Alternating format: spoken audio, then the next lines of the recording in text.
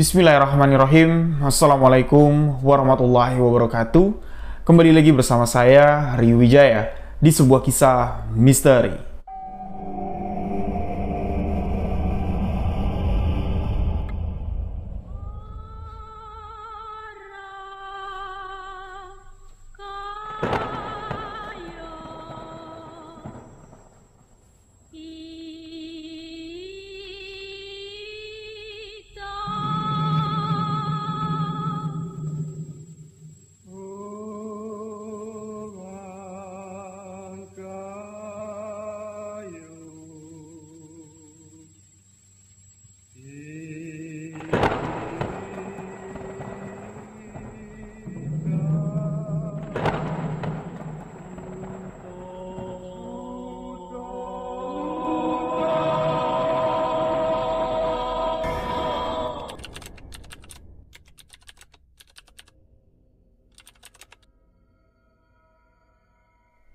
Di video kali ini, kembali satu kisah kiriman dari seorang sahabat misteri akan saya bawakan untuk seluruh sahabat misteri. Tapi sebelum saya menceritakan kisah ini, untuk sahabat yang telah memberikan dukungan, memberikan support agar channel Rio Wijaya dapat berkembang, terima kasih atas support, doa, dukungan dari sahabat semua. Untuk sahabat yang baru bergabung, baru mendengarkan kisah misteri yang saya ceritakan, sahabat boleh mengklik tombol subscribe. Jangan lupa aktifkan notifikasi loncengnya, bagikan setiap video sebuah kisah misteri ke sosial media sahabat-sahabat semua. Follow akun Instagram saya di rio.wijaya91, akun TikTok sebuah kisah misteri, dan untuk sahabat yang memiliki cerita menarik, pengalaman misteri, boleh kirim ke alamat email sebuah kisah misteri@gmail.com. Insya Allah nanti akan saya bawakan di segmen sebuah kisah misteri. Dan di video kali ini, sebuah kisah yang sangat menarik sekali dikirim oleh sahabat yang ada di Surabaya. Beliau menyebut dirinya sebagai Rohim. Beliau membagikan pengalaman misteri yang cukup menarik sekali. Beliau memberi judul kisah ini dengan Mati Suri menjadi tumbal pesugihan. Dua kejadian misteri sekaligus dialami oleh sahabat ini. Beliau pernah mengalami kejadian mati suri. Dalam keadaan mati suri, warga setempat, keluarga sudah mempersiapkan lubang kuburan untuk memakamkan jenazahnya. Namun di sini jenazah itu bangkit, sebangkitnya dari kubur. Beliau menceritakan sebuah pengalaman yang sangat mengerikan sekali. Beliau di sini menegaskan, aku mati jadi tumbal pesugihan. Penasaran dengan kisah ini? Simak hanya di sebuah kisah misteri.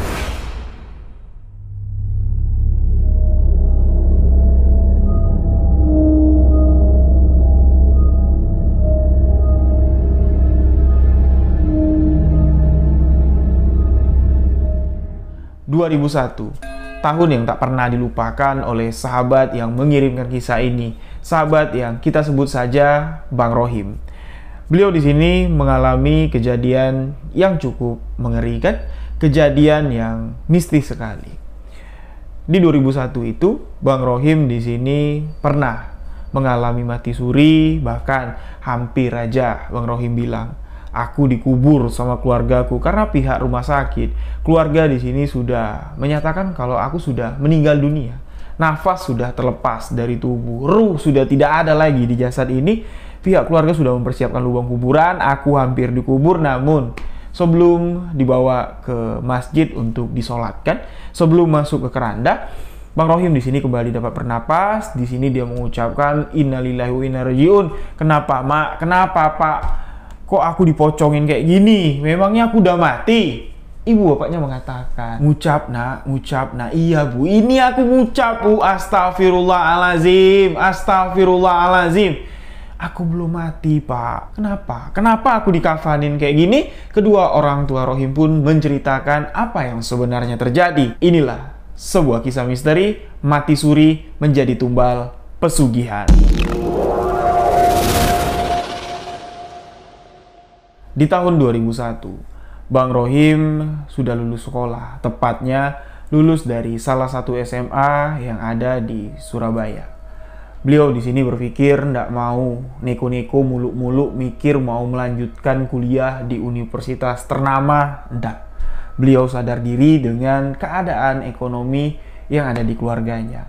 Ayah Bang Rohim di sini sudah tidak dapat bekerja lagi semenjak Bang Rohim di kelas 2 SMA. Karena ayah Bang Rohim yang berprofesi sebagai buruh bangunan di sini pada suatu hari mengalami kecelakaan ketika Bang Rohim di kelas 2 SMA.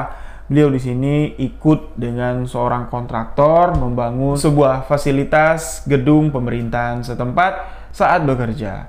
Ayah dari Bang Rohim ini mengalami kecelakaan, tulang rusuknya patah, bahkan di sini tulang panggulnya bergeser. Dari kecelakaan tersebut, beliau sudah tidak dapat lagi untuk bekerja sebagai buruh bangunan. Beliau di sini menghabiskan waktu sehari-hari di rumah, yang mana tanggung jawab ayah dari Bang Rohim pada saat itu sangat besar sekali. Beliau memiliki 5 orang anak. Bang Rohim anak pertama dan 4 orang adik-adik Bang Rohim ini semuanya bersekolah, membutuhkan biaya untuk sehari-hari. Karena ayahnya di sini sudah tidak bisa bekerja apa-apa lagi, otomatis yang mencari rezeki untuk menghidupi keluarga, menyekolahkan Bang Rohim dan adik-adiknya.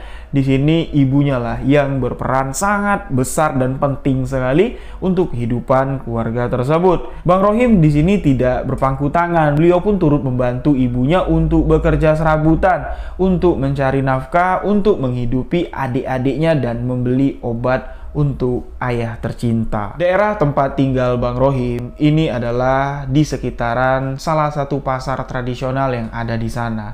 Dikelilingi oleh toko-toko sembako, dikelilingi oleh toko-toko kelontongan. Kalau mau keluar masuk desa tersebut, Bang Rohim harus melintasi pasar tersebut. Di sini sebenarnya tidak susah lah Bang Rohim ini untuk mencari rezeki, tidak susah lah untuk mencari kerja paruh waktu. Tanpa sepengetahuan ayah dan ibunya, sepulang sekolah di sekitaran jam 2 siang, Bang Rohim di sini langsung pergi ke pasar. Dia di sini bekerja menjadi buruh serabutan, baik itu jadi tukang panggul, baik itu menjadi tukang parkir. Apa yang dikerjakan Bang Rohim semata-mata hanya untuk membantu ibunya yang menjadi tulang punggung keluarga pada saat itu. Namun ketika ayah dan ibu Bang Rohim tahu ketika Bang Rohim nyetorin duitnya setiap malam, ayah Bang Rohim di sini sangat marah sekali dan kecewa. Beliau mengatakan, "Nak, Bapak tidak menyalahkan kamu yang menghabiskan waktu kamu untuk hal yang positif, membantu ibumu, menggantikan tugas ayah yang udah tidak bisa ayah lakukan lagi menafkahi kalian. Tapi ayah di sini sedikit merasa kecewa. Kalau kamu terus melakukan pekerjaan ini, otomatis apa yang kami harapkan, kamu yang bisa hidup jauh lebih baik lagi untuk sekolah tinggi, untuk menyelesaikan pendidikanmu di SMA. Ini kecil harapan kami." Karena apa? Otomatis di sini karena Bang Rohim ini membagi waktu di kelas 2 SMA. Ini waktu-waktu yang sangat penting sekali di masa tahun 2000-an untuk bisa mendapatkan beasiswa masuk ke universitas. Karena Bang Rohim ini kerja paruh waktu, balik sekolah, dia ndak ikut les, dia ndak ikut bimbingan belajar, dan beliau pun di sini banyak ketinggalan pelajaran. Bang Rohim pun di sini disuruh untuk menghentikan apa yang dilakukannya sebagai pekerja paruh waktu. Sang ibu mengatakan, "Nak, biarlah ini menjadi tanggung jawab ibu. Yang penting, kamu pulang tepat waktu, kamu awasin adik-adikmu, insya Allah. Kalau kamu pulang tepat waktu, adik-adikmu ada yang jaga, kamu bantulah ngurus rumah ini." Itu sudah cukup membuat ibu tenang untuk mencari pekerjaan. Yang mana pekerjaan yang dilakukan oleh ibunya si Bang Rohim ini double-doublean. Pagi, ibunya di sini jadi buruh cuci. Menjelang siang, ibunya di sini masak di beberapa rumah tetangga. Dan ketika sore hari menjelang malam, ibunya di sini di pasar sebagai buruh untuk mengupas bawang. Itulah pekerjaan yang dilakukan oleh sang ibu, namun hasil kerja keras yang telah dilakukan ibunya di sini memang dapat memenuhi hampir semua kebutuhan di rumah tersebut. Membiayai Bang Rohim sampai lulus SMA, membiayai adik-adiknya untuk bersekolah sampai di mana? Di tahun 2001. Bang Rohim di sini lulus dari SMA, namun bulat tekad Bang Rohim tidak mau bersekolah tinggi-tinggi, tidak mau terlalu banyak membebani ibunya ketika ayah dan ibunya bertanya, kamu ndak ikut ujian untuk masuk universitas. Nilaimu kan bagus. Nah, Bang Rohim di sini cuman mengatakan, nantilah Bu, aku mau minta izin sama bapak sama ibu. 1 tahun ini aku mau fokus kerja dulu. 1 tahun ini aku mau ngumpulin biaya dulu. Ya memang kalau ikut di jalur prestasi, dapatkan beasiswa, itu ndak sepenuhnya Bu ditanggung oleh beasiswa. Sehari-hari ongkos, jajan, kebutuhan sehari-hari itu harus mengandalkan uang saku juga. Yang mana ndak mungkin aku udah lulus SMA masih minta uang saku dengan ibu. Aku ndak mungkin lah Bu masih membebani ibu dan bapak. Aku minta izin, ngumpulin duit setahun, kerja setahun. Setelah cukup uang tabunganku dari 1 tahun ini, aku janji sama bapak sama ibu untuk melanjutkan kuliah sebagaimana harapan bapak dan ibu. Itulah janji Bang Rohim di tahun 2001. Selepas itu, Bang Rohim pun di sini diberikan izin oleh ibu dan bapaknya. Beliau pun di sini mulai mencari pekerjaan. Dia pergilah ke pasar yang ada di dekat rumahnya, nanya sama teman-temannya yang sudah duluan kerja di sana. Teman-teman Bang Rohim ada yang tidak selesai SMA, ada yang cuma lulus SMP. Mereka lebih memilih untuk bekerja menjadi buruh panggul di pasar. Ada yang bekerja menjadi karyawan toko. Pergilah Bang Rohim ke sana di pasar. Hampir setiap toko-toko yang ada di sana, pemiliknya itu dikenal oleh Bang Rohim karena sebagian besar pemilik-pemilik toko itu berasal dari desa atau sekitaran tempat tinggal Bang Rohim. Sampai di mana? Di sebuah warung minum atau warkop. Di sini kita katakan warkop Bang Junet lah, kita katakan di sini. Kalau siang di situ anak-anak parkir, anak-anak panggul, semuanya pada ngumpul, pada ngopi, istirahat, makan siang dan lain-lain. Mampirlah di situ Bang Rohim, nanya lah sama teman-temannya, nanya sama tukang parkir, bisa ndak aku gabung lagi? Kemarin kan aku dikasih jatah parkir di sini. Teman-teman parkir mengatakan, Him, sayang, kamu lulusan SMA, sayang kalau kamu parkir. Kamu kan jago ngitung, kamu ngomongnya juga lancar, bagus ngomongnya, kamu juga orangnya tampan, ramah. Kenapa kamu ndak ngelamar di toko-toko aja? Nih, tanya teman-teman yang jaga-jaga toko, ada ndak bos-bos mereka nyari karyawan baru? Bertanyalah Bang Rohim dengan anak-anak yang jaga toko. Salah satu pegawai toko kelontongan yang paling besar di pasar tersebut. Si pemilik warung kelontongan di sini kita sebut saja dengan nama Bu Dora. Bu Dora ini memiliki 4 sekaligus toko kelontongan di pasar itu. Toko kelontongan yang dimiliki Ibu Dora ini bukan toko kelontongan yang kaleng-kaleng. Toko kelontongan yang besar-besar, 4-empatnya menjadi toko kelontongan yang terbesar yang ada di pasar tersebut. Nama karyawan yang bekerja di tempat Ibu Dora, temannya si Bang Rohim, kita sebut saja dengan nama Maman. Maman di sini mengatakan kepada Bang Rohim, ya Im, kalau kamu mau kerja di tempatku, di tempat Bu Dora, kebetulan Im, kawan kita yang kerja di sana, itu tetanggamu juga, pastilah kamu udah dapat kabar. Kemarin kan baru meninggal dunia. Nah, karyawan kami berkurang 1.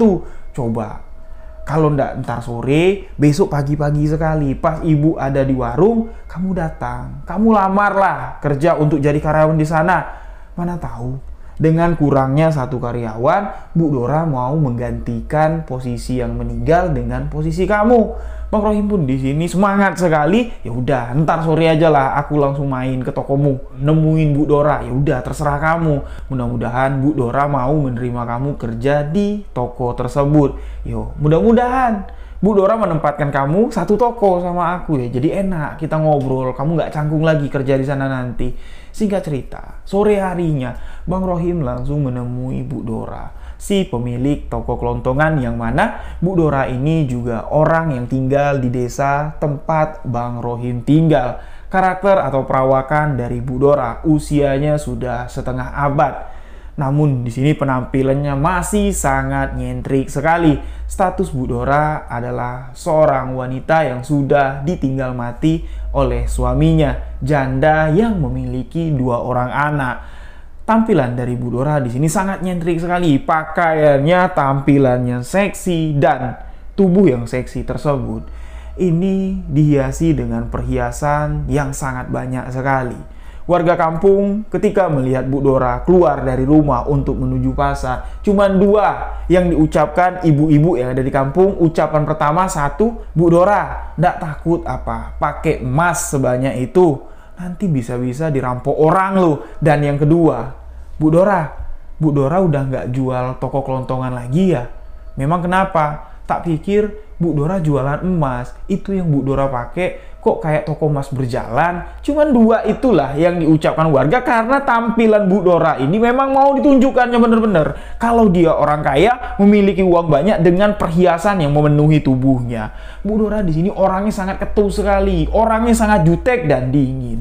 Bu Dora jarang mau ngomong sama orang kalau ndak penting-penting amat. Dia ndak mau sembarangan ngomong sama orang, dan sekalinya ngomong nyelekit dan nyakitin hati. Itulah sosok karakter dari Bu Dora yang sangat disegani oleh karyawan-karyawannya.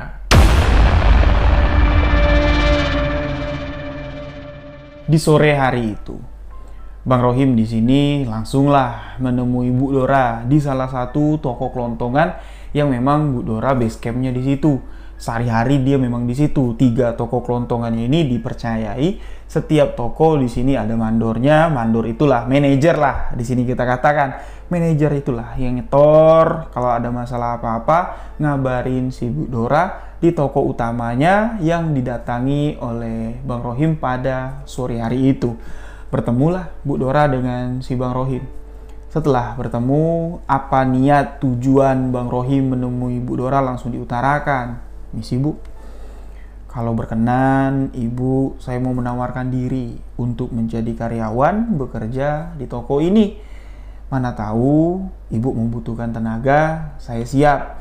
Bu Dora di sini ternyata sudah kenal dengan si Bang Rohim ini karena salah satu tokonya yang membangun itu adalah tim atau bapaknya Bang Rohim lah yang turut serta bekerja untuk membangun ruko di pasar toko kelontongan si Bu Dora. "Oh, kamu anaknya bapak sini ya?" "Iya," kata Bang Rohim.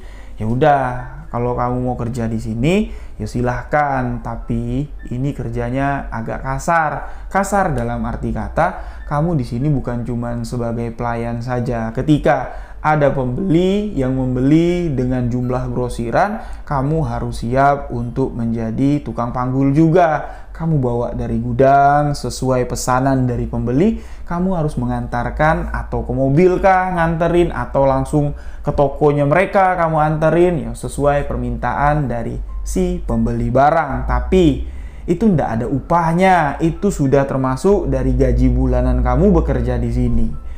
Gaji yang akan diterima oleh Bang Rohim sebagai pekerja di tempatnya si Bu Dora ini di tahun 2000-an ini cuma sebesar Rp650.000.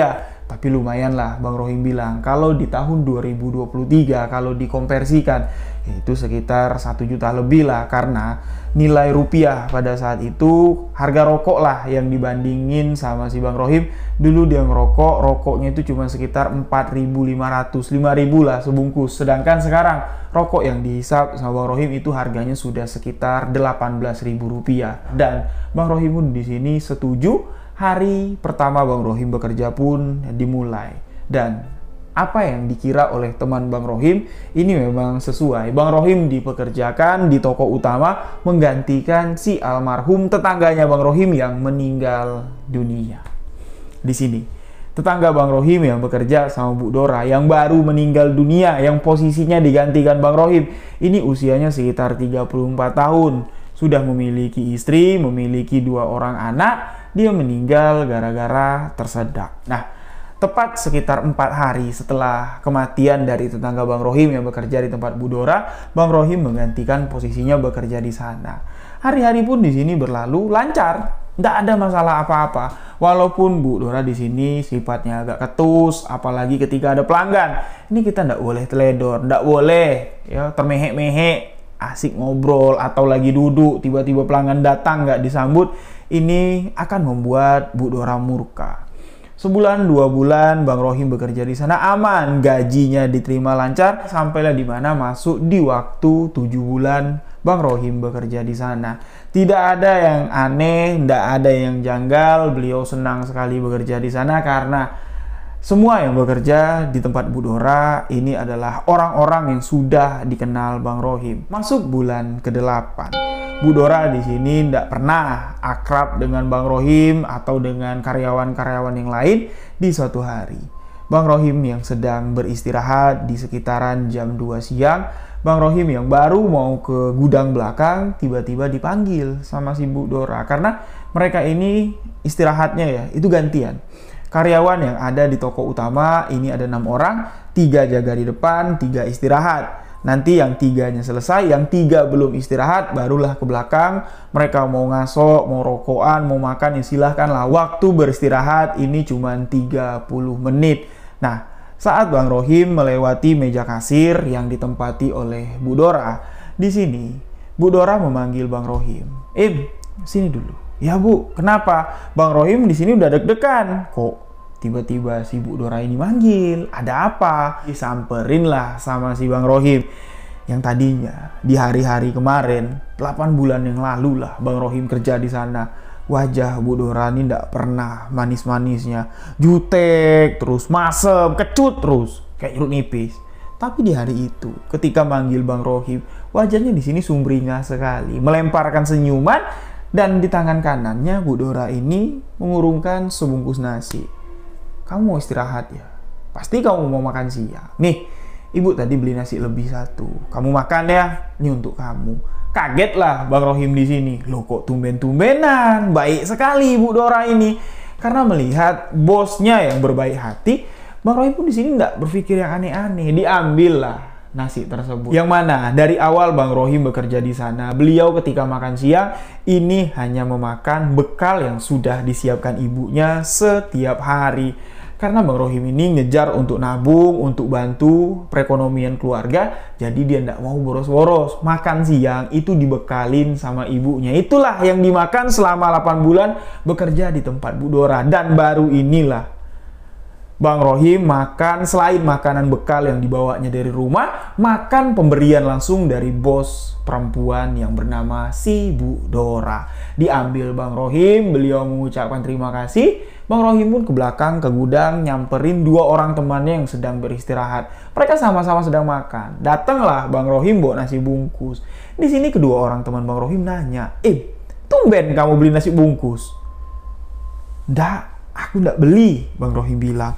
Itu tadi loh, Bu Dora ngasih aku. Serius kamu? Tumben-tumbenan Bu Dora ngasih?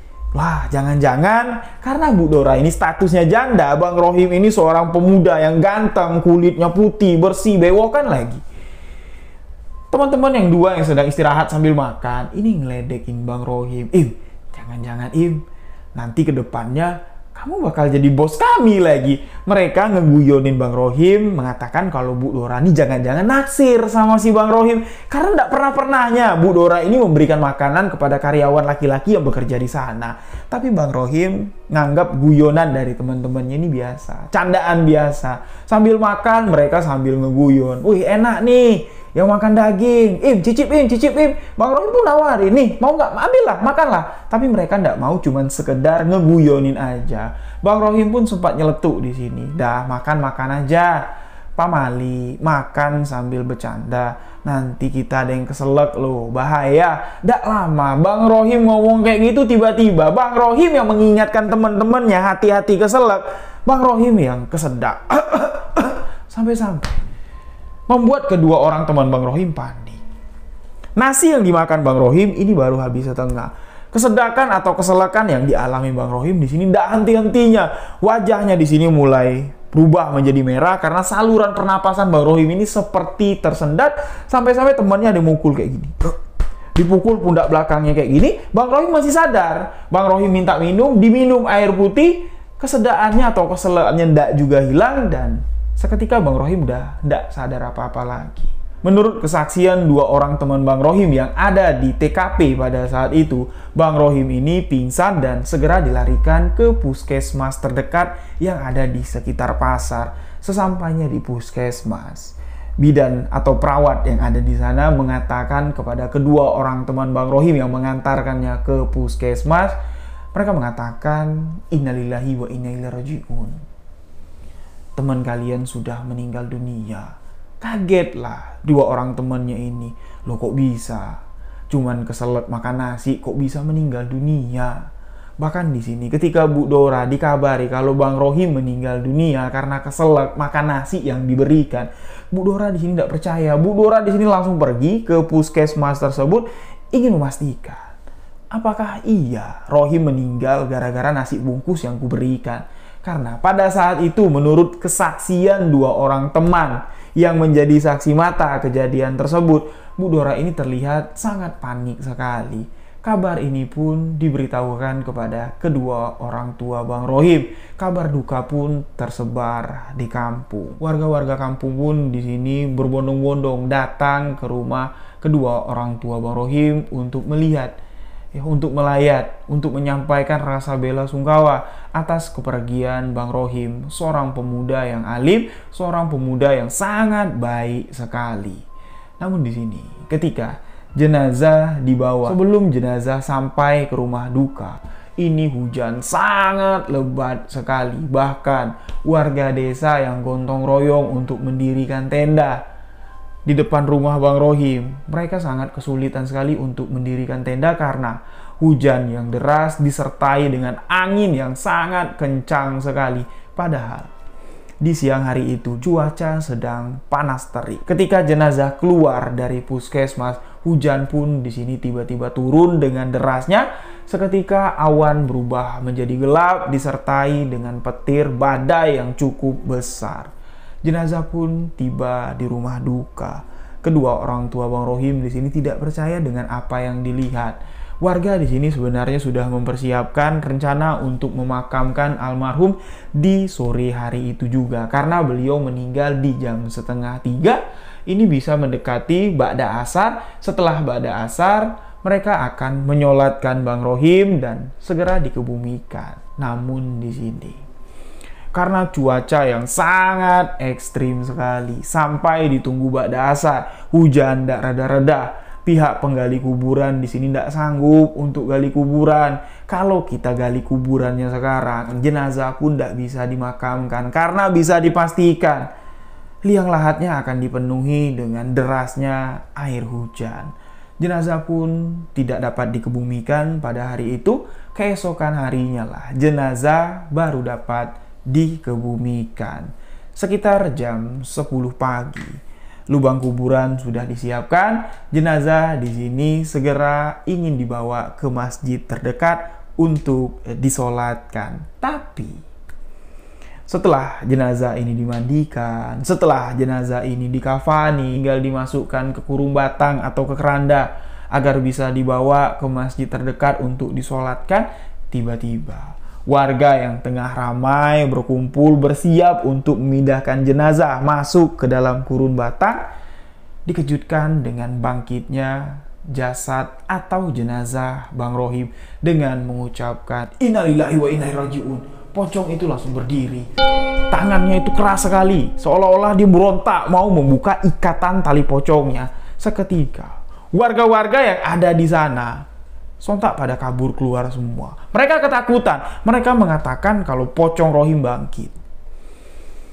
Namun di sini Bang Rohim yang malah kaget. Pak, Bu, kok aku dikafanin? Aku belum mati, Pak. Bu, aku belum mati. Ibunya Bang Rohim di sini mengatakan, istighfar, nak.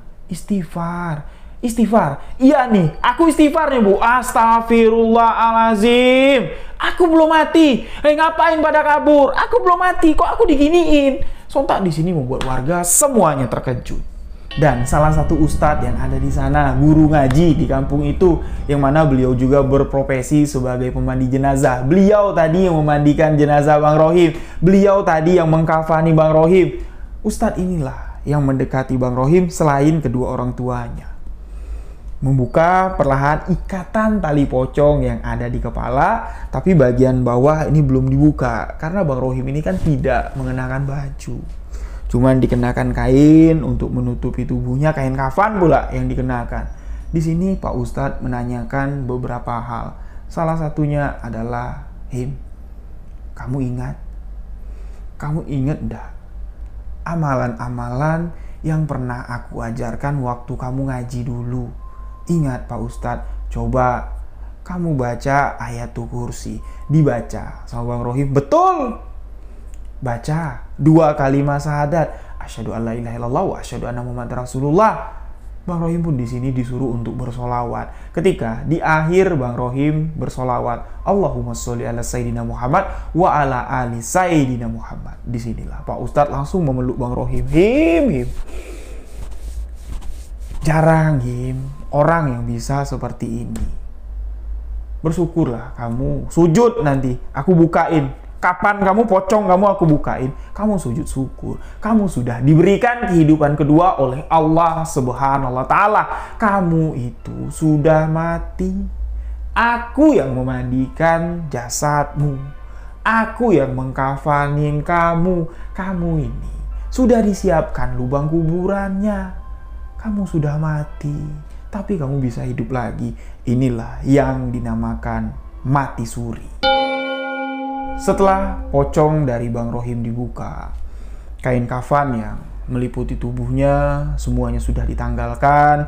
Beliau dikenakan pakaian biasa. Warga-warga yang tadinya berhamburan lari keluar, mereka pun masuk menanyakan, Him, biasanya kalau orang mati suri itu mengalami kejadian yang aneh, coba cerita Pak Ustadz pun di sini menenangkan warga, menyuruh Bang Rohim bercerita dengan sendirinya. Nggak usah kalian tanya.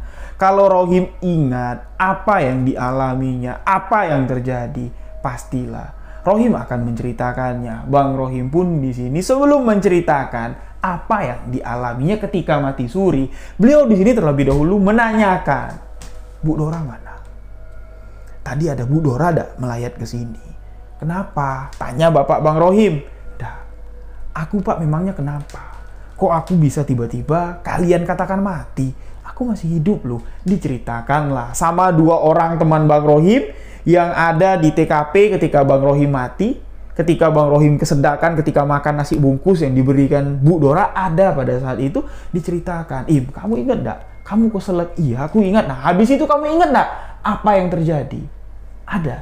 Ada yang aku ingat, itulah yang mau aku ceritakan. Tapi aku mau nanya dulu, kok bisa aku dibilang mati? Ya kamu tuh kesedak, aku bawa ke puskesmas, orang puskesmas bilang kamu itu udah mati. Ya udah, kami bawa ke rumah, nafasmu udah ada lagi ya. Udah kami bawa ke rumah, tapi untung ketika jenazahmu keluar dari puskesmas, sebelum sampai ke rumah, hujan lebat sekali. Sampai tengah malam tadi, hujan ndak teduh-teduh. Kalau saja ketika jenazahmu keluar dari puskesmas, sampai ke rumah, itu hari ndak hujan, kamu telat bangunnya, aku pastikan. Walaupun kamu bangkit dari mati surimu, kamu tuh ndak bisa hidup lagi, Kamu sudah dikubur. Lubang kuburanmu sudah disiapkan. Bang Rohim pun di sini kaget. Innalillahi wa inna ilaihi rajiun. Barulah di sini Bang Rohim menceritakan apa yang sebenarnya beliau alami. Kejadian mati suri dan melihat alam gaib, tempat tumbal-tumbal pesugihan disiksa oleh demit pesugihan. Dan ternyata Bang Rohim salah satu dari tumbal-tumbal pesugihan tersebut. Bang Rohim mulai menceritakan perjalanan singkatnya di alam gaib yang sangat menakjubkan sekali. Pengalaman hidup yang tiada duanya.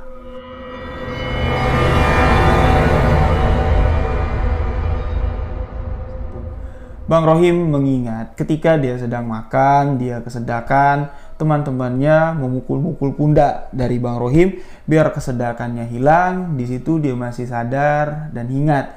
Tapi memang pandangan dari Bang Rohim itu sudah agak sedikit gelap. Dia tidak dapat melihat wajah-wajah teman-temannya, dia tidak dapat melihat ruangan yang ada di sana. Pemandangan itu cuma gelap aja. Dia cuma dapat mendengar suara, minum, tarik napas, Cuman itu yang didengar sambil merasakan tepukan yang diberikan oleh temannya ke arah pundak. Dan seketika tepukan yang dirasakan Bang Rohim di pundaknya ini semakin lama hilang dan berganti dengan sebuah tepukan dari tangan yang terasa cukup besar, memukul, menepuk bagian pundak Bang Rohim, dan seketika apa yang dilihat Bang Rohim gelap itu seketika berubah menjadi suasana yang sangat mengerikan sekali. Ruangan tempat Bang Rohim beristirahat di gudang belakang. di toko kelontongan milik Bu Dora ini berubah menjadi lapangan yang sangat luas sekali. Lapangan dengan awan yang gelap sekali. Tumbuh-tumbuhan yang ada di sana semuanya kering, bahkan lantai tempat berpijak Bang Rohim di sini berubah menjadi tanah yang sangat tandus sekali. Di sana terdengar suara hiruk pikuk yang ramai sekali dan tepukan yang dirasakan Bang Rohim, tangan yang menepuk pundak Bang Rohim dengan ukuran tangan yang besar, itu ternyata tangan dari sosok yang ada di samping sebelah kanan Bang Rohim. Sosok tinggi besar dengan menggunakan penutup kepala. Sosok itu cuman melihatkan sorot mata yang merah. Sosok itu berjalan, di tangan sebelah kanannya memegang tongkat dan tangan sebelah kirinya ini merangkul pundak Bang Rohim tanpa mengucapkan sepatah kata pun. Sosok itu menuntun Bang Rohim untuk berjalan lurus menuju ke arah depan, melewati tanah yang tandus, melewati pepohonan yang kering di sana.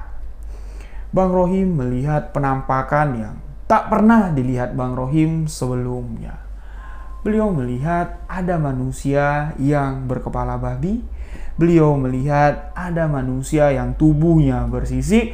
Beliau melihat di sini ada manusia yang berperilaku layaknya seekor kera dan yang lebih menakutkan lagi. Bang Rohim di sini banyak manusia-manusia yang diperlakukan, disiksa, sangat keji sekali. Pertama, Bang Rohim melewati manusia-manusia yang ditumpuk layaknya seperti tiang, tubuhnya diikat dengan rantai yang berduri. Mereka disusun ya, di bagian bawah itu manusia, di bagian kedua ditumpuk manusia lagi sampai menjulang ke atas, entah apa yang disangga oleh tiang yang terbuat dari manusia tersebut. Terlihat raut wajah dari orang-orang manusia-manusia yang dijadikan tiang itu sangatlah menderita sekali. Tetesan air mata itu bukan air mata yang bening lagi, itu sudah berganti tetesan darah yang bercampur nanah. Bang Rohim melewati tiang-tiang yang terbuat dari manusia yang banyak sekali, melewati bagian itu dan masuk ke bagian kedua dari lapangan yang sangat luas sekali. Beliau melewati tembok yang kembali terbuat dari tubuh manusia. Manusia disusun layaknya seperti batu bata bertumpuk-bertumpuk sampai membuat tembok yang sangat tinggi sekali. Bahkan gapura atau pintu gerbang dari tembok tersebut itu juga terbuat dari manusia. Orang-orang yang ada di sana tubuhnya dililit dengan rantai yang berduri, bahkan sampai ada yang bagian perutnya ini robek. Ya, dari robekan perutnya ini meneteskan darah yang bercampur nanah yang aromanya sangat busuk sekali. Setelah Bang Rohim melewati bagian tersebut, Bang Rohim di sini melangkah dan dia merasakan telapak kakinya yang berjalan tanpa alas kaki, merasakan kok yang kuinjak ini lembut. Sekali dilihat sama Bang Rohim, yang dijadikan lantai tempat Bang Rohim berpijak itu adalah tubuh manusia. Mereka semuanya disusun layaknya ubin, mereka telungkup yang cuman terlihat bagian kepala belakang, pundak, pinggang, bagian paha dan bagian betis. Mereka disusun rapi dan Bang Rohim di sini dipaksa untuk melewati lantai yang terbuat dari manusia. Disitulah Bang Rohim berani menatap sosok tinggi besar yang tidak kelihatan mukanya, yang tangan sebelah kanannya itu memegang tongkat. Bang Rohim di sini bertanya, sebenarnya kita sedang berada di mana? Kamu ini siapa? Kenapa mereka diperlakukan seperti ini? Sosok itu tidak menjawab apa-apa. Sosok itu terus memegang erat pundak Bang Rohim dan mendorongnya untuk melewati manusia-manusia yang terbaring yang dijadikan lantai tempat Bang Rohim berpijak. Ketika Bang Rohim menginjak satu dari tubuh manusia itu, orang itu berteriak, "Tolong, sakit! Tolong, tolong, sakit!" Ketika kaki kedua melangkah, menginjak salah satu tubuh dari manusia yang banyak, yang ribuan itu, kembali tubuh itu berteriak meminta tolong dan mengatakan sakit. Bang Rohim di sini tidak sanggup sebenarnya melewati tumpukan-tumpukan tubuh manusia itu, tapi sosok tinggi besar yang membawa tongkat ini terus mendorong Bang Rohim sampailah di mana di sini. Bang Rohim masuk ke sebuah ruangan yang gelap. Dia telah melewati lapangan yang luas dengan penampakan-penampakan penyiksaan manusia yang sangat luar biasa, keji sekali, menakutkan sekali, dan membuat Bang Rohim gemetar. Dia masuk ke sebuah ruangan yang sangat dingin sekali. Dingin! Layaknya seperti ruangan ber-AC, tapi ruangan itu tidak ada tembok, tidak ada langit-langitnya, dan tidak terlihat ada ujungnya. Sosok itu mengarahkan Bang Rohim untuk masuk ke sebelah kanan. Di sebelah kanan, Bang Rohim di sini melihat puluhan bahkan ratusan manusia sedang berada di sebuah toilet besar. Dituliskan dalam cerita Bang Rohim di sini adalah jamban, tapi Bang Rohim tidak pernah melihat jamban yang ukurannya sebesar itu. Orang-orang yang ada di dalam jamban tersebut di sini disuruh untuk menjilati seluruh bagian lantai, seluruh bagian jamban tersebut dengan lidahnya. Barang siapa yang tidak menjilati jamban tersebut dengan lidahnya, sosok-sosok algojo yang memiliki tubuh-tubuh kekar, memiliki sorot mata yang besar, dengan memegang cemeti atau cambuknya tidak segan-segan akan menyambuk orang tersebut. Tas! Dan yang dilihat Bang Rohim, yang dicambuk oleh sosok tersebut, ini tubuhnya terbelah. Setelah terbelah, sosok itu akan kembali menyatu lagi dan diperintahkan untuk kembali menjilat bagian jamban yang sangat besar tersebut. Di sini, Bang Rohim diletakkan di sana untuk menjilati jamban yang ada di sana. Tapi sebelum Bang Rohim ini masuk ke area tersebut, Bang Rohim sempat melihat ke arah kiri. Di sana ada sebuah lampu minyak atau lampu lentera yang sangat besar sekali. Besarnya itu mungkin kalau digambarkan sama Bang Rohim, tingginya itu mungkin sampai 30 meter dan diameter lebarnya lebih dari 50 meter. Lebar sekali lampu lentera tersebut. Cahayanya sangat terang dan Bang Rohim di sini merasakan lentera yang sumbunya itu ya terbakar oleh api. Yang seharusnya kalau lentera yang sebesar itu ini akan menyebabkan efek panas, tapi tidak. Di sini malah menyebabkan efek yang sangat dingin sekali. Di pinggiran lentera-lentera tersebut, di sini ada orang-orang yang sedang duduk seakan-akan sedang membacakan mantra menghadap ke lentera tersebut. Dua orang yang ada di belakang yang tengah memuja atau membaca mantra menghadap ke lentera tersebut, ini dikenal oleh Bang Rohim. Dan di situ yang dilihat Bang Rohim adalah seorang pemilik warung kopi yang bernama Bang Junet, dan di samping Bang Junet ini adalah Bu Dora, majikan dari Bang Rohim. Bang Rohim di sini sempat memanggil, "Bang Junet, Bu Dora, kalian ngapain di situ? Ini tempat apa? Bang, tolong aku mau disiksa." Namun Bu Dora dan Bang Junet ketika namanya dipanggil, mereka cuma menoleh ke arah Bang Rohim tanpa berbuat apa-apa. Bahkan mereka pun di sini tidak mengeluarkan sepatah kata pun. Sosok yang melihat kalau Bang Rohim ini ingin berinteraksi dengan Bang Junet dan Bu Dora, sosok algojo yang ada di samping Bang Junet di sini meremas bagian baunya, terasa sangat sakit sekali. Terdengar suara tulang yang remuk. Bang Junet di sini diarahkan masuk ke dalam jamban yang besar dan disuruh melakukan tugasnya untuk menjilati jamban yang sangat besar tersebut. Di sana ada ratusan orang yang sedang menjilati jamban. Barang siapa yang tidak mau mengeluarkan lidahnya untuk menjilat jamban tersebut, orang itu akan dicambuk. Di antara ratusan orang yang tengah disiksa untuk menjilati jamban sambil dicambuki oleh algojo yang ada di sana, Bang Rohim di sini mengenali salah satu orang yang ada di sana, dan orang itu adalah tetangga Bang Rohim yang meninggal beberapa hari sebelum Bang Rohim kerja di tempat Bu Dora. Bang Rohim berniat untuk menegur orang tersebut, tapi sebelum kata-kata keluar dari mulut Bang Rohim, algojo itu sudah melepaskan cambukannya, memecut atau mencambuk orang yang ingin disapa Bang Rohim. Terlihat bagian kepalanya pecah. Namun tidak lama kemudian, dari rintian tangis, rasa sakit yang dirasakan karena kepalanya ini pecah, sosok itu kembali menyatu kepalanya dan hidup lagi. Sosok itu cuma melihat ke arah Bang Rohim dengan mengucapkan, tolong tolongin aku aku ndak mau di sini." Nah, di saat itulah Bang Rohim di sini mendengarkan bisikan dari telinga sebelah kirinya untuk mengucapkan Astagfirullahalazim.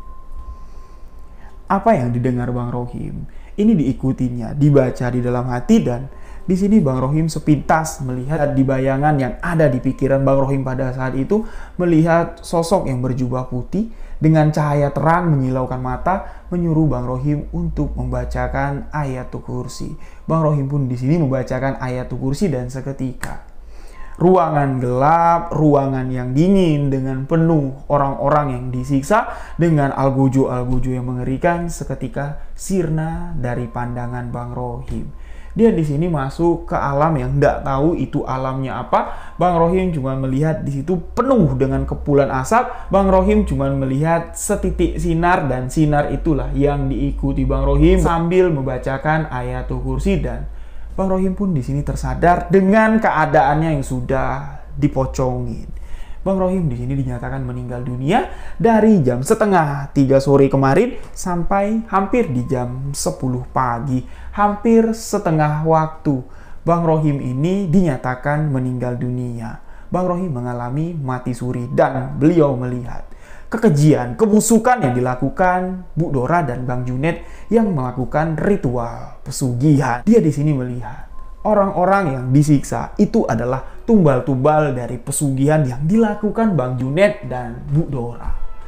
Terbukti di sini tetangga Bang Rohim yang meninggal, yang kerja sama Bu Dora, yang meninggalnya itu juga dengan cara yang aneh.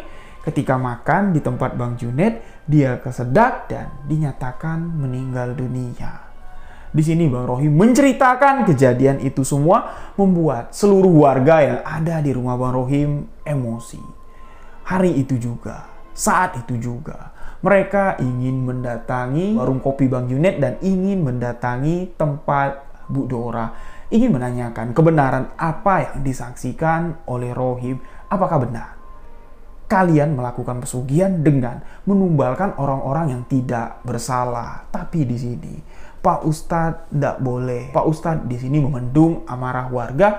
Biarlah perwakilan dari di antara kita sajalah yang mendatangi mereka. Sepakat di sini yang datang ke sana. Pak Ustadz mendampingi orang-orang yang akan datang ke sana. Yang datang ke sana adalah Rohim.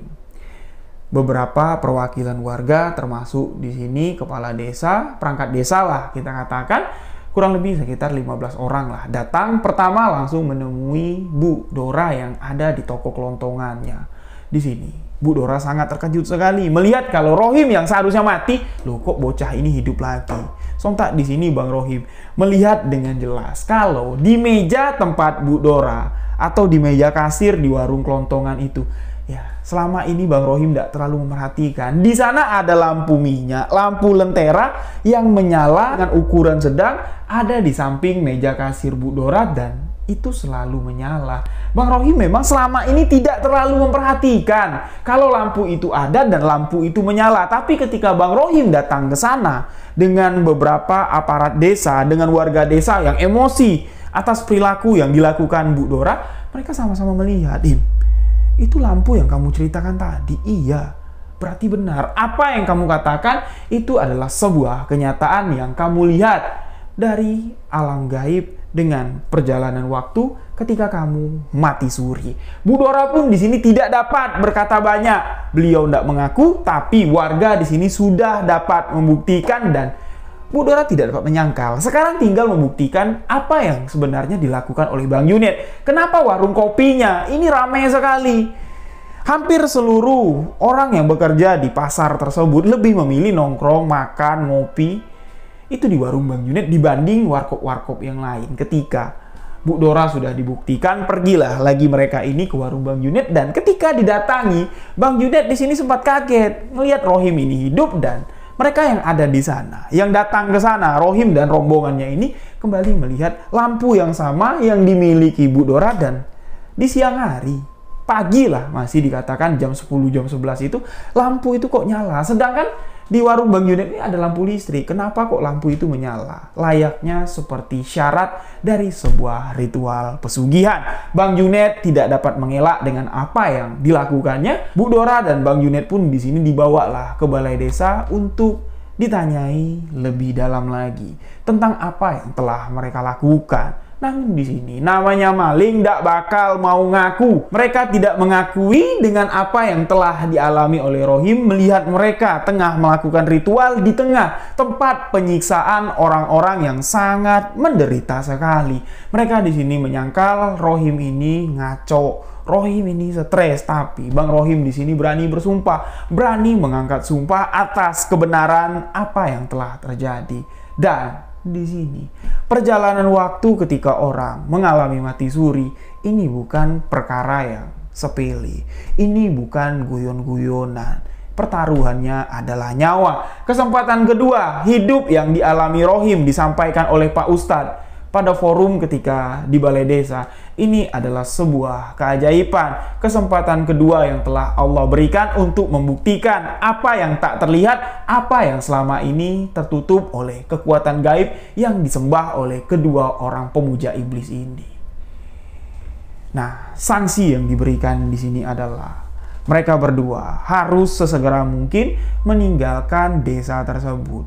Sesegera mungkin harus menghentikan apa yang telah mereka lakukan. Dan singkat cerita di sini, the power of masyarakat, apalagi ibu-ibu yang ada di sana, mulutnya yang tidak bisa direm, menghujat Bang Junet, menghujat si Bu Dora ini sampai mereka hengkang meninggalkan kampung tersebut. Dan alhamdulillah, setelah mengalami kejadian itu, Bang Rohim di sini mendapatkan pelajaran yang sangat berarti sekali. Beliau di sini semakin taat beribadah karena beliau sadar kesempatan hidup beliau yang sekarang itu adalah kesempatan kedua yang telah Allah berikan. Subhanallah. Sebuah kesempatan yang sangat jarang sekali untuk seorang anak manusia. Wallahu alam. Amalan apa yang dilakukan Bang Rohim sampai-sampai di sini beliau mendapatkan kesempatan yang sangat berharga sekali, mendapat kehidupan kedua setelah kematian di dunia ini. Inilah sebuah kisah misteri yang dialami oleh Bang Rohim, mati suri dan menjadi tumbal ritual pesugihan. Mohon maaf jika ada salah kata, salah ucap dalam penyampaian kisah yang dibagikan oleh Bang Rohim ini. Terima kasih Bang Rohim, pengalaman misteri yang sangat berharga sekali untuk sahabat misteri. Saya tidak terlalu banyak meringkas kisah yang dibagikan oleh Bang Rohim ini, karena ini erat sekali dengan keyakinan kita, erat sekali, sentimennya kuat sekali tentang pandangan kita, sudut pandang kita tentang memaknai hidup yang didasari oleh ajaran sebuah agama. Kepercayaan dalam beragama ini memiliki sudut pandang masing-masing. Saya di sini tidak memberikan sudut pandang A, B, C, ndak. Sahabat-sahabat dapat meringkas sendiri cerita ini karena saya takut salah ucap, salah kata dalam penyampaian kisah ini. Karena setahu kita, setiap kehidupan ketika telah berakhir di dunia ini, setiap ruh yang telah keluar dari jasad, Allah Subhanahu wa Ta'ala, Tuhan yang Maha Esa, telah menyiapkan tempat tersendiri untuk ruh yang telah pergi meninggalkan jasad atau yang telah meninggal di dunia ini. Urusan di dunia ini sudah selesai. Mereka ditempatkan di tempat yang sudah disediakan oleh Allah dan Tuhan yang Maha Esa. Setiap ajaran agama memiliki kepercayaan masing-masing tentang hal tersebut. Namun inilah sebuah kisah misteri. Lebih baik menceritakan sebuah kisah misteri daripada menyembunyikan fakta di balik sebuah realita. Misteri tetaplah misteri. Untuk sahabat yang memiliki kisah misteri yang menarik, boleh kirim ke alamat email sebuahkisahmisteri@gmail.com. Insya Allah akan saya bagikan di video sebuah kisah misteri selanjutnya. Terima kasih untuk sahabat yang telah memberikan dukungan, memberikan support agar channel ini dapat berkembang. Next, cerita selanjutnya. Apa yang menarik untuk dibahas di segmen sebuah kisah misteri? Tolong berikan saya masukan, tulis komentar sebanyak-banyaknya. Sebentar lagi puasa. Di sini, di waktu yang baik, saya ingin meminta maaf. Minal aidin wal faizin, maafkan sahabat jika Di video sebuah kisah misteri, ada kalimat yang kurang berkenan, membuat sahabat sakit hati, atau ada perbuatan saya yang menyinggung. Mohon maaf, karena sebentar lagi kita akan memasuki bulan suci, bulan penuh berkah. Marilah sama-sama kita bersihkan hati, dekatkan diri kepada Allah Subhanahu wa taala. 12 bulan di dalam 1 tahun. 11 bulan kita telah diberikan kesempatan untuk melakukan kegiatan duniawi. Masa iyo? 1 bulan kita tidak bisa fokus untuk melakukan ibadah. Marilah sama-sama kita menjaga ketakwaan kita semua. Apa yang saya sampaikan ini bukan untuk menggurui, mengajari sahabat-sahabat, enggak. Cuman sekedar untuk mengingatkan pribadi diri saya, biar saya tidak lupa akan kewajiban yang sebentar lagi harus kita tunaikan. Menjalankan ibadah puasa Ramadan. Marhaban ya Ramadan, marhaban ya Ramadan. Semoga kita selalu diberikan rezeki yang murah, kesehatan badan untuk dapat menunaikan ibadah puasa Ramadan. Amin, amin ya robbal alamin. Untuk seluruh sahabat sebuah kisah misteri, terima kasih. Inilah sebuah kisah misteri. Saya Rio Wijaya mengucapkan wabillahi taufik walhidayah. Wassalamualaikum warahmatullahi wabarakatuh. Salam sebuah kisah misteri.